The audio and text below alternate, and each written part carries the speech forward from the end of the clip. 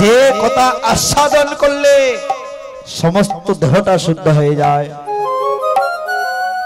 ওই কথাটার সঙ্গ ধরো। যদি একবার ওই কথাটা বদনে যদি হৃদয় অঙ্গন করতে পারো, যদি হৃদয়ে ধারণ করতে পারো মা, হয়তো ওই নামের গুণে আপনি সেই দিনে ভব সিন্ধু পার কাটা হয়ে যাবেন। হরি বল। একটা কথা বলো, ওই কথা হচ্ছে হরি কথা, কৃষ্ণ কথা। অকথা বকথা কুকথা সব কথা ছেড়ে দাও।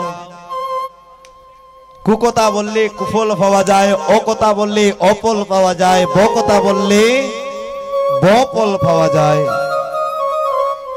আর যে কথা বললে সুফল পাওয়া যায় না, কুফল পাওয়া যায় না, সেটা কোনো কথা নয়। শিবার সঙ্গনে একটাই কথা, সেটা হচ্ছে মধুময় শ্রীকৃষ্ণ কথা। হরি বল। মাগো যে কথা শুনলে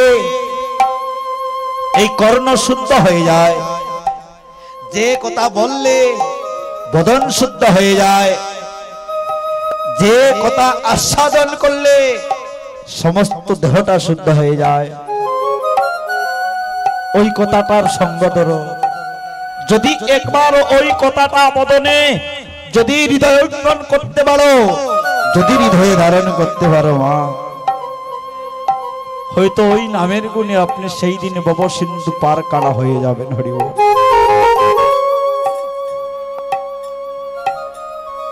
যখন সন্তান জন্ম নেয়, সন্তানের কর্ণ বলে আমরা কৃষ্ণ নাম শ্রবণ করাই। করাই কি? আমাদের সনাতন সংস্কৃতি এগুলো আছে, কিন্তু আমরা খোলাই না। হরি বল। আমরা যখন ছেলেটা জন্ম নেয়, আমাদের আনন্দে আর ধরে না, আনন্দের ধারণায় কাকে কি বলবো আমরা আর বুদ্ধি স্থির রাখতে পারি না।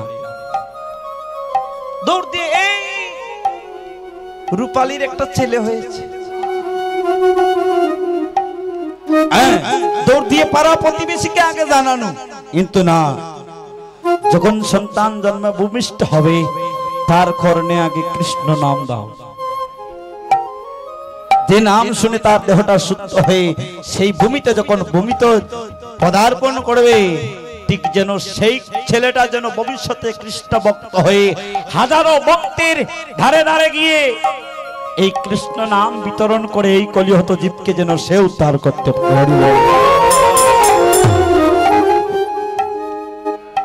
আসিয়াও নাম নে, আবার যাইবার বেলা যখন শেষ বিদায় হয়ে যায়, আমরা সবাই তার কর্ণে নাম শুনে বিদায় দিই। কি গো, হয় না? তাহলে ওই নামের সঙ্গ ধরো। যে নাম মরণ খালেও সঙ্গের সাথী হয়।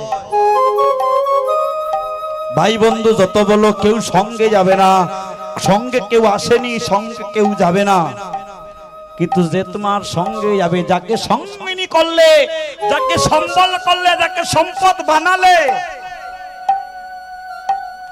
এই দেহের জ্বালা যন্ত্রণা দুর্বিত হয়ে